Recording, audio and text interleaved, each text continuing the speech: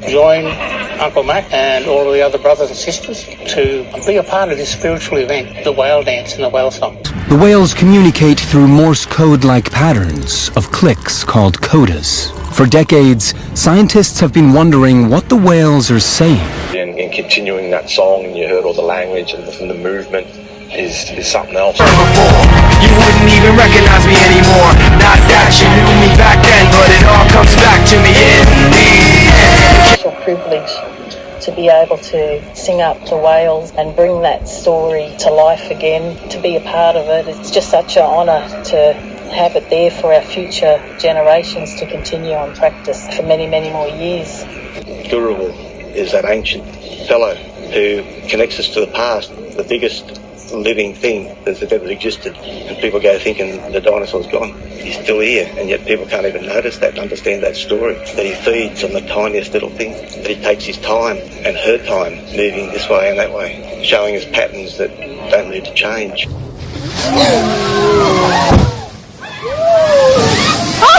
That was the whale.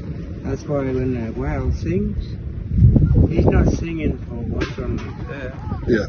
He's singing through the, what they call it, when it all lines up. I've travelled down from Nowra, which is about 2 hours 40 minutes, to sing up the spirit of Guruvul, to let everyone know that we're still following him, following his spirit and what we need to do. Gnostic texts make the distinction between the spirit, upper aeons, and soul, lower aeons. Spirit is our connection to the infinite, while mind, soul are subject to the simulation, more later. Nagamadi texts call Yaldabaoth, their devil Satan, the counterfeit spirit which created the archons and bad copy lower aeon simulation, after they say he detached from his mother and left the upper aeons. This is yet another version of being cast out of paradise. Sperm whales live in a world of sound. Their nose is the most powerful natural sonar system on the planet. Sound is made just below the nostril and travels back through their head, bounces forward off their skull, and leaves through the front of their head again as a sequence of short, loud clicks. And there's something about water. It blocks our ability to read your decision tree.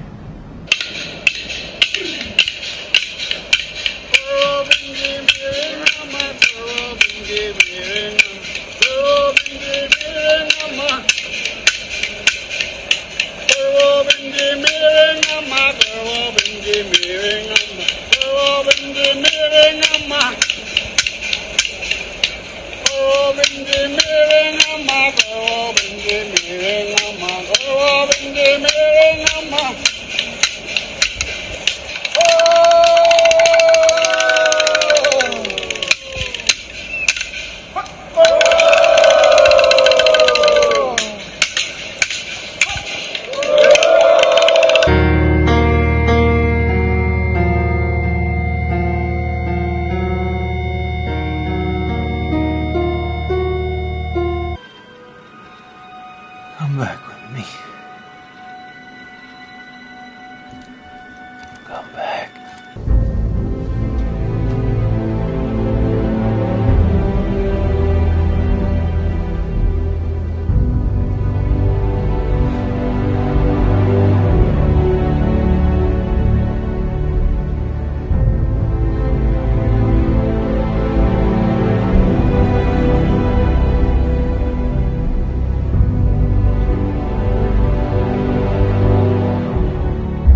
So I just wanted to share this one after I've been triggered looking at some of Madeline Doherty's post in regards to the whale, and people have, I put a post up and people have been sharing some really good information, and this theme's just been coming in more and more and more about this whale. Now I'll get to this in a minute, what I think this means, but what I've been sharing in my course is that there is an organic universe and then there's a synthetic construct and a subjugator of the universe. And that there was an article Madeline sent to me the other week, and it was basically about they were tracking like I can't remember what the word was called, but it's basically like regulative patterns of these whales. As the first recordings of whale sound started to spread, ambitious researchers raised their attentions to the skies. Project SETI, The search for extraterrestrial intelligence laid the groundwork in the field of trying to locate alien species. It has scanned the skies for signs of alien civilization since the 1960s, so far without finding a single message. So perhaps we should try out our decoding skills on signals that we can detect here on Earth. Instead of pointing our antenna towards space, we could focus on cultures in the ocean that are alien to us. To decode the mysterious click sounds traversing the ocean, an interdisciplinary group of scientists started a project called SETI, which is expected to make major breakthroughs over the next few years by significantly enhancing the sperm whale CODA database. Why? Well, the technology is already out there. So-called language models are AIs that decode languages automatically when fed with words and phrases. Just like our smartphones that complete sentences with suggestions when we're typing a text message, though a lot more sophisticated. They're capable of writing articles on a given topic, summarizing complex texts, and even translating between two languages. And this is exactly what SETI researchers are now doing to sperm whale CODAs, feeding them to an AI. Their first proof of concept already showed great results. By applying machine learning algorithms to existing data, they were able to identify clans and individual whales with over 95% accuracy. And the people believe that the whales are keeping the energetic grid in balance, right? Or I would call it a reminder of the organic. And although we are inside a synthetic construct through intention, that we are there is, you can pick up on both energies, and the organic and the synthetic actually work side by side, and it depends on what you can tap into. And I would suggest that the whales are sending a pattern and are actually beings from outside the synthetic construct. Now, I shared this in my course the other week, and this is kind of how I think the whale is too, because like within the movie Inception, they're basically trying to hack into someone's brain, mind consciousness, right? Which you could look at as basically a database of records within the human being, right? Which is basically what this artificial intelligence is trying to do. It's trying to data record, data mine, and map every single thing, every being, every thought, every action into a synthetic database, right? And this can be, David Icke puts in his book, as he says this, aspects of different records in the fourth dimension, right? And the fourth dimension record keeping is exactly the same as what they're trying to do here now with the Internet of Things and the cloud. Because everything's as above, so below within both the organic and the synthetic construct. Simulation is mimicking a reality that does actually exist in another band of frequency. The simulation is like a digital copy of that. Why couldn't the after-death realm that is experienced by consciousness after bodily death be mimicking what people call heaven? I suggest it is. So within the movie of Inception, it's they go into the guy's mind, and to get further and further into the subconscious of the person, they're going within a dream, within a dream, within a dream, within a dream.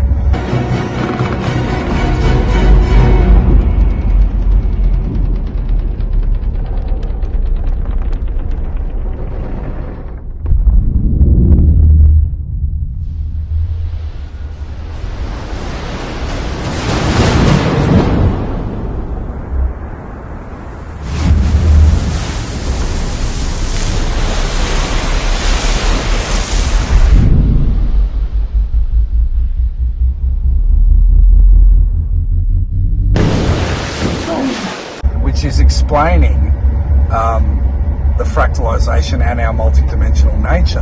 And then when they go the furthest way into the dream, they've lost all memory of who and what they are. But the only way they get back is there's something within the synthetic construct that doesn't work quite right. And they reference this as a little spinning dreidel or whatever the fuck you call it, right? And because it never stops spinning, it doesn't fall over. So they're basically looking at like what is a glitch within the matrix. I've seen one before, many, many years ago. It belonged to a man I met in a half-remembered dream. Or there's something not quite right within the simulation that's reminding you of the organic. Now this, I believe, is the whale. I've come back for you. To remind you of something. Something you once knew. That this world is not real.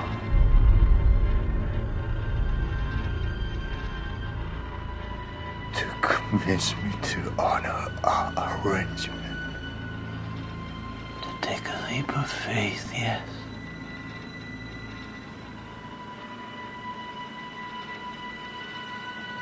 Come back. So we can be young men together again. Come back with me. Come back.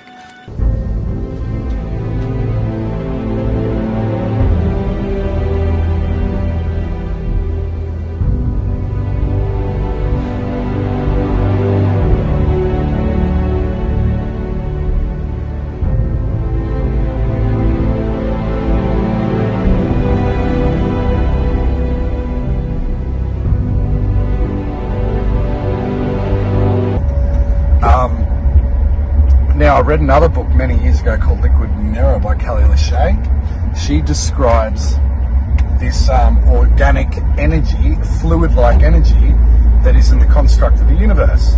And then again, within the Gnostic texts, they describe upper and lower aeons, and that lower aeons are like these demons or archons that work on behalf of the synthetic construct and synthetic demiurge god. Gnostic texts make the distinction between the spirit, upper aeons, and soul, lower aeons. Spirit is our connection to the infinite, while mind, soul are subject to the simulation, more later. Nag Hammadi texts call Yaldabaoth, their devil Satan, the counterfeit spirit which created the archons and bad copy lower aeon simulation, after they say he detached from his mother and left the upper aeons. This is yet another version of being cast out of paradise. While the upper aeons live within a fluid-like energy, right? You get where I'm going with this? And then this goes back to, this is why you always put things on the shelf, because that story I was told by Uncle Juma in Central Australia about the whale dreaming, I've interpreted differently again, because at the time I interpreted it as like basically like Emmanuel Velikovsky's work, that there was this war in the stars, right? And they blew up this planet, which is basically into the tribal dreaming story. And this is why every story is laid, and it depends on your level of consciousness that you will interpret a story on a certain level. And this is how I was interpreting it at the time, and that the whale has got a tail, right, like a leg, like a comet. With the impact now, it created the sun, earth, and the moon. I'm like, all right, that makes sense. But then, like, as this theme started coming in more of the whale and the fluid-like energy of the organic universe compared to the synthetic construct, that how I saw it, because he drew it as the whale cracking into a square and out popped the sun, the earth, and the moon. And this goes into the tribal stories in Africa too, that there was a time before the moon, because there was a time before the moon, because the moon is part of the fucking synthetic simulation. So the whale coming in, it's cracked it, right? The whale came from the fluid-like energy outside of the fucking synthetic construct. The whale is from the organic universe. And I was only interpreting that whale as symbolic, right? Or mythology, that the tail just represented a comet. But I think it's far greater than that. And then you have all these different people, and I've seen this as well. The healers and stuff are picking up these metallic octopus-like entities on people's heart. I've had other mediums that have told me they've seen these octopus-like entities over towns and everything, because I said before, is as above, so below, so that if there is an octopus over the human heart, because we're a fractal of the planet, if that means there's one on your heart, there's one over the Earth. That also means there's one over the galactic core, right? That's how it works. That's how fractalization is. Everything is as above, so below. There's nothing that is happening on the human level that isn't happening out there or further within. I just want people to understand that concept, and that's why the synthetic works off the holographic structure based on the structure of the universal creator. Fractal patterns referred to by John Lamb Lash in his book about the Nag Hammadi text, when he says the demiurge fashions a heaven world copied from the fractal patterns of the eternal eons. But go check out Madeline's post, because she put up some stuff that had triggered me, and I'm starting to think that the whales have an important part to play here. And it's not just the whales, it's because even within the movie, right, if people have seen the movie The Adjustment Bureau, and these are kind of like these Men in Black figures that I think exist, right, too, and they came in, they make alterations to the simulation, whether you interpret them as real humans or not. They're certain beings that are making alterations to the simulation so people will never achieve their goal. They step in the way of your proper fate to bring about their fate. So what's fate? Fate is creating God. Fate is being God, being the creator. It's what Rachel Vaughan said to me, that her father, who was a Satanist, was referred himself that he's in charge of fate, right? That he is the God. This is the satanic, egoic mindset of worship of the ego. So in the movie The Adjustment Bureau, there's a scene where they go out, and what they do, one of the guys who's altering the simulation needs to tell him information, and he's kind of working on for him, not against him. And what he does, he said that, basically every thought and word you say is being tracked. But if you meet me out on the boat in the water, then we're safe. And he's like, why? And he said that basically water interferes. No, he knew the number I was thinking of, the color. Because he set it up as a choice. Choose a color, choose a number. We can't read your mind or hear your thoughts. When you make a decision, your mind weighs options. We can perceive that. We know when you're going to go off the plan or not, because if we're close enough, we can sense when it's going to happen. We're just here to keep you on plan. That's all we're authorized to do. Are you allowed to be telling me this stuff? I mean, are they following me now? We have to monitor the entire world. We don't have the manpower to follow everyone all the time. And there's something about water. It blocks our ability to read your decision tree. Are you an angel? We've been called that. We're more like case officers, who live a lot longer than humans. And there's something about water. It blocks our ability to read your decision tree.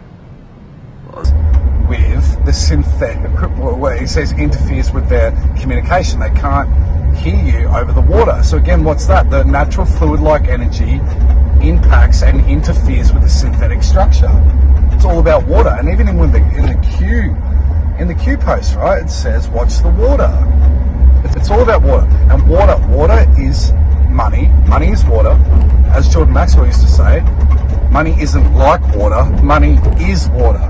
We know about like currency. There's what people, they talk about admiralty law, and they go, oh, the currency and the river banks and liquefaction, liquid assets, all this shit. Why are they using water terms for money? Because money is sex, money is creation, it comes from the organic universe. It's not from the synthetic structure.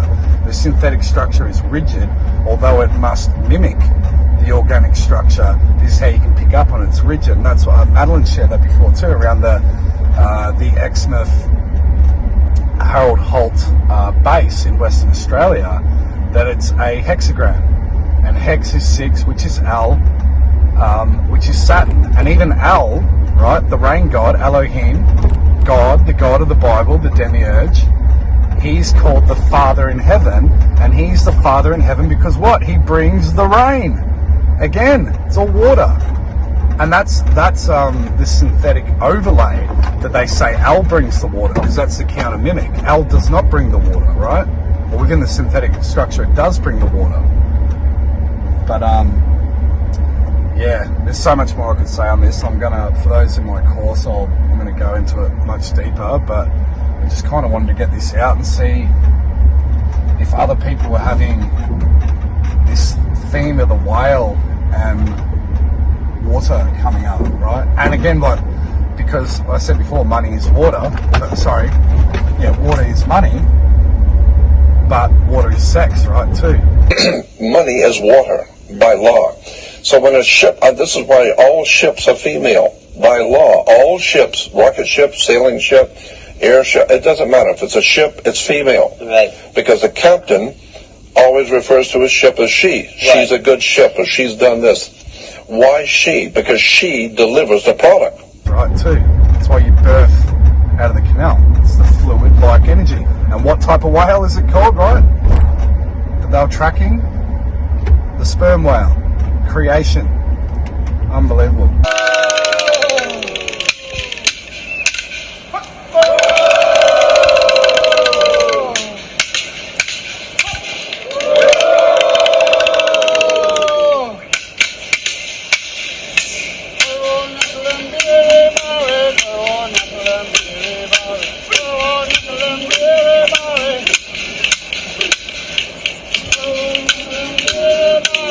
Young men together again. Come back with me.